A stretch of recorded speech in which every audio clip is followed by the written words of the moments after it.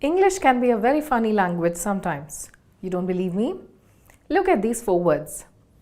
Do they have anything in common with each other? Look closely. They all end with the letters O-U-G-H.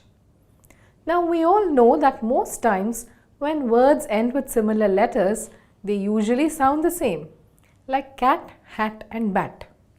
But do these 4 words rhyme? Let's find out. Cough, though, rough and through. Do they rhyme? No, they don't. It's because they're pronounced differently. So yes, English can be quite weird, but it can be understood through tough, thorough thought.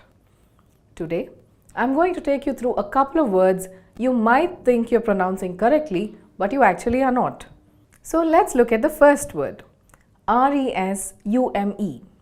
Here, the word resume is pronounced differently depending on the context it's used in. When it's used as a verb, we say resume, but when it's used as a noun, we say resume. In the second instance, we pronounce the letter E, whereas in the first, the E is silent.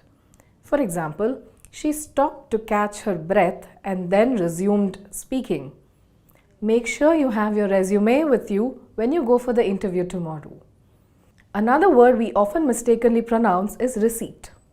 Here the P is silent. By this, I mean that when saying the word receipt, that's R-E-C-E-I-P-T, we do not make the P sound. Therefore, it's not receipt, but receipt. For example, make sure to get a receipt from the vendor so you can be reimbursed. Take a look at this word. When saying the word liable, many people forget to pronounce the A. Therefore, it ends up sounding like libel. Liable, which is pronounced liable, means legally responsible. For example, if something goes wrong, you might be held liable. Executive. This is another word many of us get wrong. We tend to stress on the letter E, so most times we end up saying executive instead of executive. An executive is a person who works in a senior position in a company.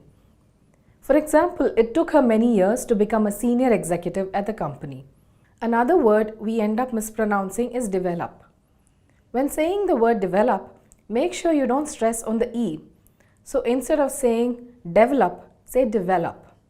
So you can say, take your time and make sure you develop a solid argument. Itinerary. This word can be a little tricky. Even I get it wrong sometimes.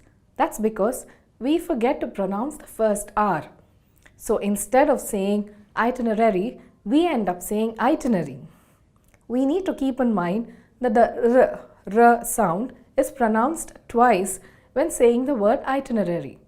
For example, the travel agent has prepared an itinerary to follow up for our Goa trip. The next word we often get wrong is quote. Most times we end up dropping the quo sound and say quote instead of quote. So to use this word in a sentence, we would say, once you give a quote for my shipment, I can decide whether it is within my budget. The last word we will be looking at, you've already heard multiple times today. It's pronunciation. Or is it pronunciation? We get confused sometimes and end up saying pronunciation. This is wrong. We say the word pronunciation as it is spelled. For example, while watching this video, you'll slowly realize that your pronunciation has been improving. Like I said, English is a weird language, but hopefully this video helped make it a little funny. Thank you.